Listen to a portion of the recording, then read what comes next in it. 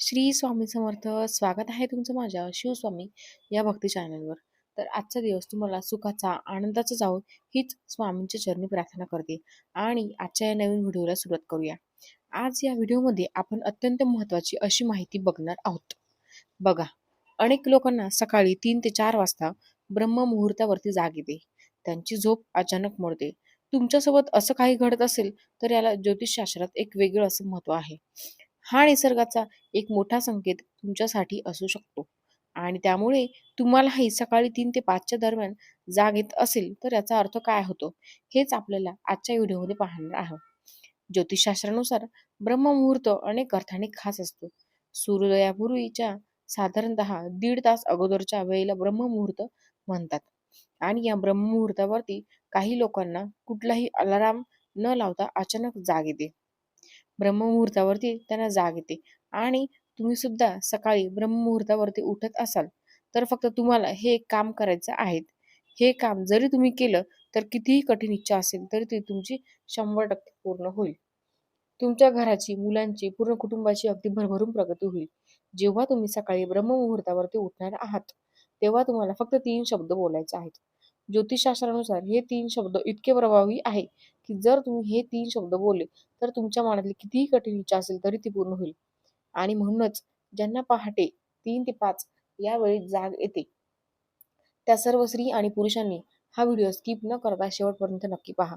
तुमच्यासोबत काय घडतंय हे ऐकून तुम्हाला धक्का बसेल. तर काय रहस्य आहे या ब्रह्ममुहूर्ताचं? याबद्दलची संपूर्ण माहिती आजच्या व्हिडिओमध्ये मी तुमच्यासोबत शेअर करणार आहे. जेणेकरून तुम्हालाही त्याचे रहस्य कळेल आणि तुम्हालाही या जगातील सर्व सुखसुविधा मिळू शकतील. आणि तसेच जर तुम्ही स्वामी भक्त असाल तर कमेंटमध्ये श्री स्वामी समर्थ नक्की लिहा.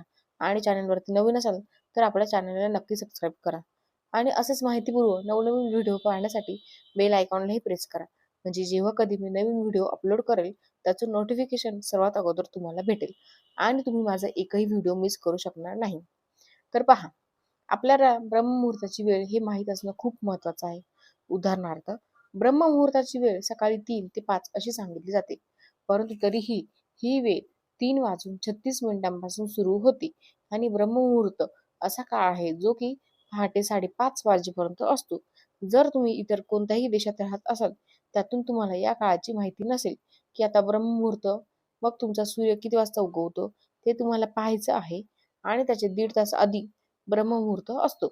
तुमच्या देशात सूर्य किती वाजता उगवेल त्याच्या आधी तो 1.5 तास जो आहे तर तो ब्रह्ममुहूर्त.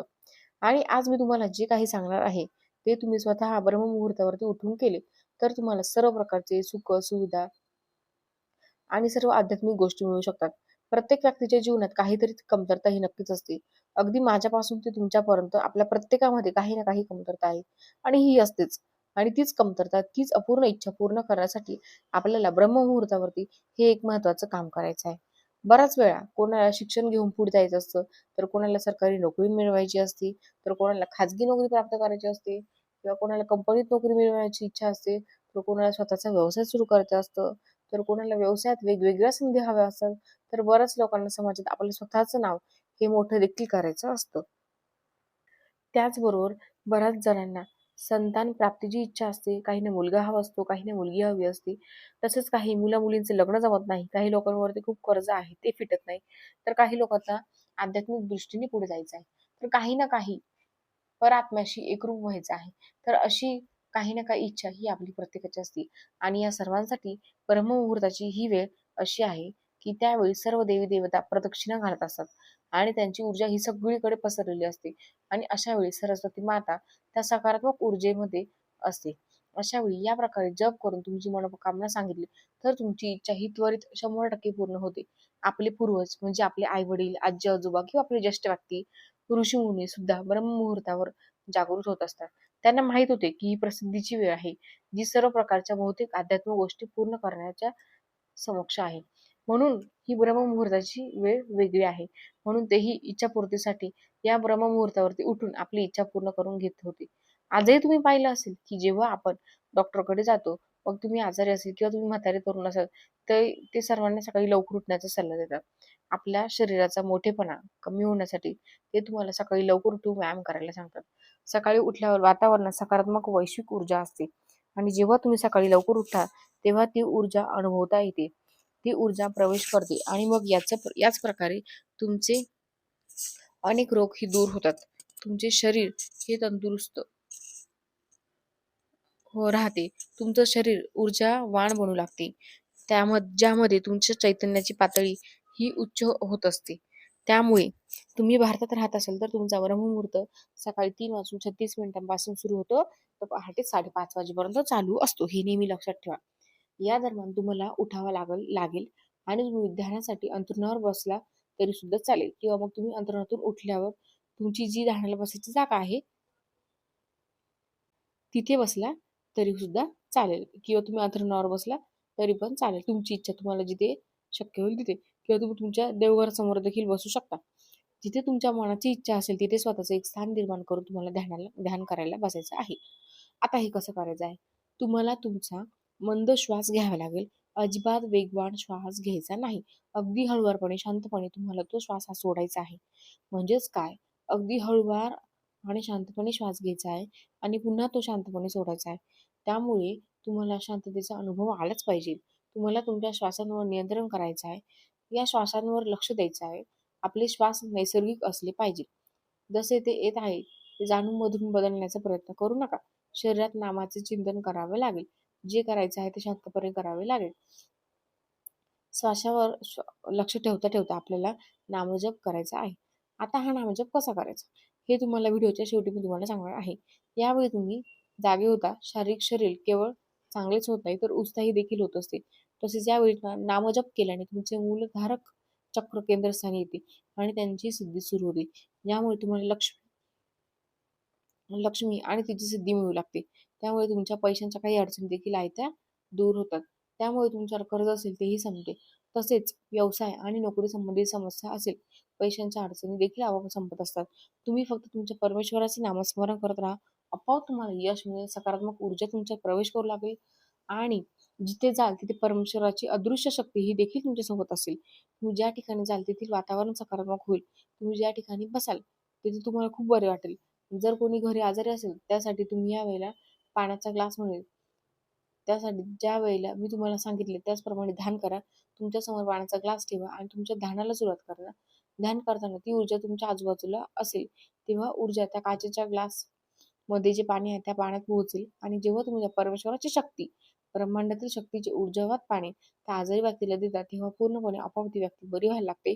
तुमच्यामधील सकारात्मक ऊर्जा यायला सुरू होते आणि तो आजार काही किंवा काही असेल तर ते बरा होईल. तो नामसह त्याला प्रांजल देखील म्हणतात. जेव्हा तुम्ही नामाचा जप करता तेव्हा तुम्हाला त्यासाठी कोणताही नियम नसतो. परंतु जर तुम्हाला एखादा मंत्र सिद्ध करायचा असेल तर त्यासाठी काही नियम असतात. त्यासाठी तुम्हाला योग्य पूजेला बसावे लागेल. जागा ही देखील शुद्ध असायला हवी. अगरबत्ती असावी. मंत्र सिद्ध तुम्ही करू शकता.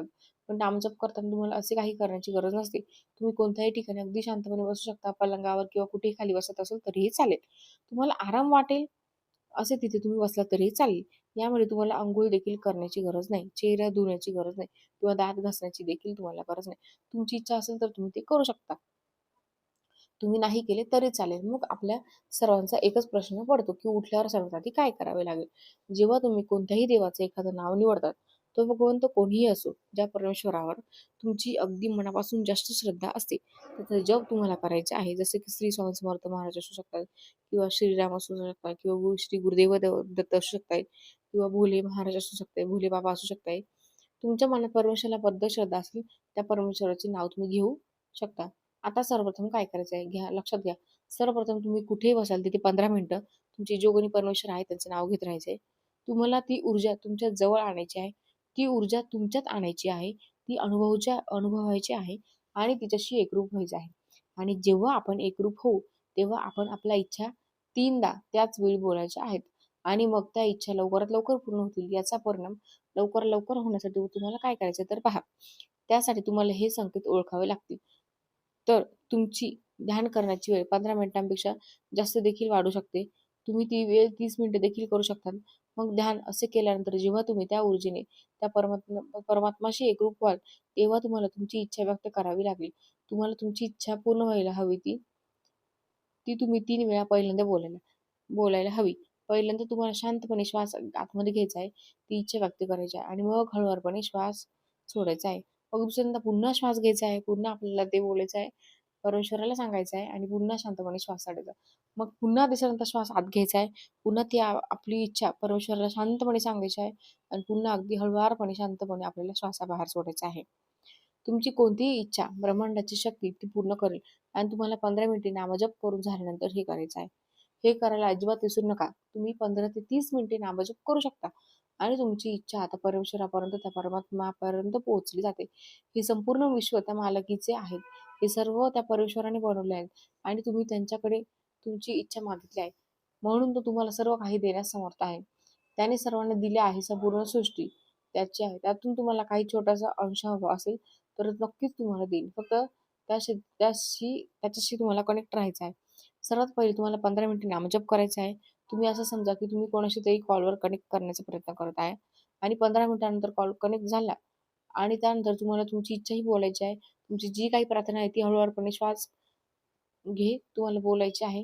तुम्ही बघत राहा तुमची इच्छा ही 100 नाही 101% नक्कीच पूर्ण होईल. यामुळे अनेक जणांच्या इच्छा पूर्ण झाल्या आहेत. तुम्ही फक्त तुमचे शरीर प्रेमाने, पूर्ण शरणागतीने आणि पूर्ण विश्वासाने भरून ही इच्छा परमेश्वराजवळ व्यक्त करा. तुमची इच्छा ही नक्कीच पूर्ण होईल. ब्रह्ममुहूर्ताचे रहस्य जर तुम्ही सकाळी ब्रह्ममुहूर्तावरती उठत असाल, तर तुमचा वेळ हा तुम्ही फोनमध्ये घालवण्याऐवजी तुम्ही या पद्धतीने ध्यान करून तुमची इच्छा व्यक्त केलं, तर ती 100% परमेश्वराच्या कृपेने होईल. म्हणजे तुम्ही एकदा तरी करून बघा. सकाळी उठून जे काही आपल्या बाहेर येऊन बघा.